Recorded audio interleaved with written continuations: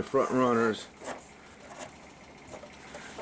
and these are still at the same length when I made these up, and I've got roughly about a ½ inch under my keel. The nose is sitting a little bit higher because the rear keel is laying a little bit lower. And what we'll do, I'm just going to eyeball this. Like I said, I want this mounting plate to come down about a ½ inch or so. So I'm just going to give that a mark right there. And I'll cut it, solder that to the runner, and this part here will be gone. You can see I've marked out my runners. I got the front curvature, and this time I'm going to drill this the smart way. I center punch down the center. I use my circle template to get an idea of where my holes are going to get located, and these are my lighting holes, and I'll go ahead and drill them out. I'm going to use a small drill as a pilot drill, then I'll go to something like a 9/64 drill bit. Again, I match my drill up to my circle. My circle template's a 9/64, so I'm going to match my drill up to that circle, which will probably be a different size anyway because they don't quite match drill wise in template. Alright, everything is mounted. I drilled my lighting holes. Everything is steering nice and free, and I also took my runners off in the rear. Oops. And that one hole in the back there is a little smaller because when I was drilling it out with the larger bit, it started walking away on me, so I stopped and I went with a smaller bit. Otherwise I would have gone through the edge of the runner. And the same thing done on the other side. So now I go ahead and start hooking up my linkage from here out to the runners. Stay tuned. Now these little ball joints, if you put them on the ball socket there dry, they're going to be a bit stiff. So what I get is a little bit of this white grease.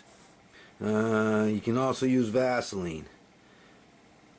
You just want a small amount in there. You get too much, it's going to trap it. Where are we? You get too much on here, when you go to sock it down, it's going to trap it inside, and it's not going to let it go all the way down and be seated proper. So I'm just kind of smearing a small amount.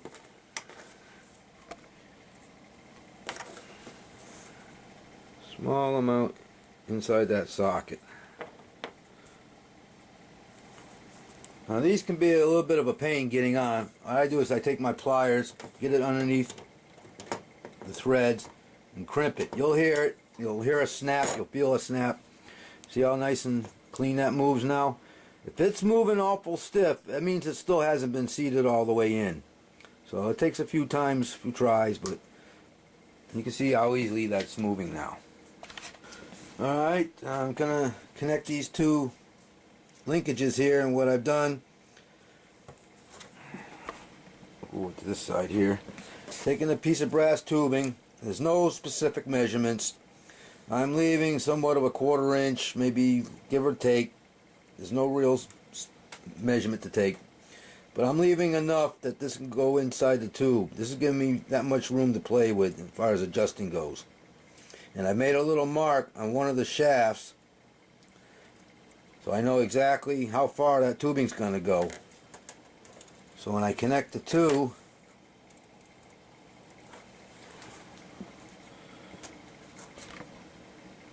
I'm going to bring that tubing right up to that one mark. Now before I solder that, now it's good to have my radios all set up. Everything's functionable. You want this in a neutral position, straight up and down. Then what I'm doing is I'm taking my straight edge, I'm lining it up flush with the back runner. totally in line with that back runner. And then up front, I'm going to take a measurement and line that up until I get it even, which seems to be about 5/8. Line it up now. If I can solder that without it moving, that's where I'm gonna. That's my neutral point. And I'll do the same thing on the other side. So I'll go ahead and solder this up.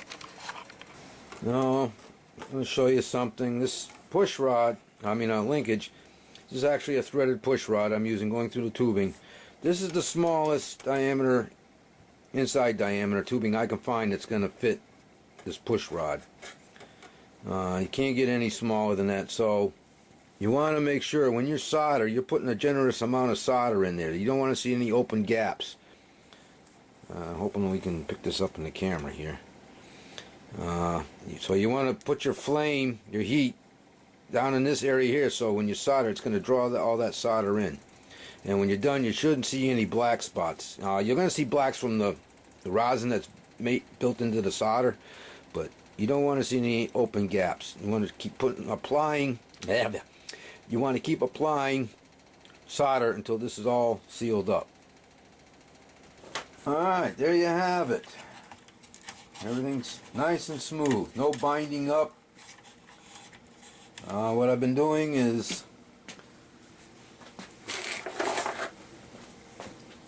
this bolt right here, I've just been tightening it up enough to where it starts to bind, then I back off.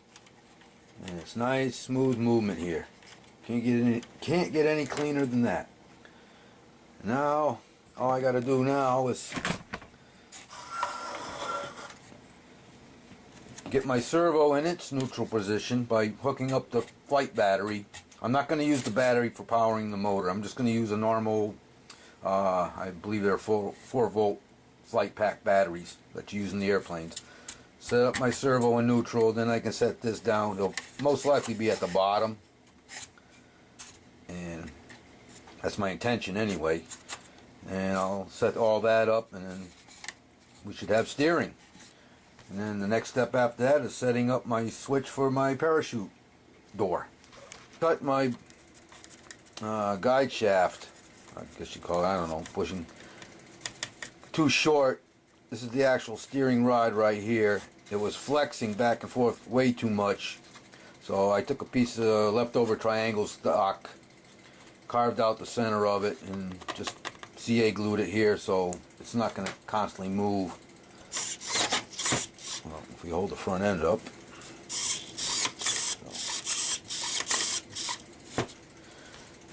Now I just get to work on the parachute releasing mechanism.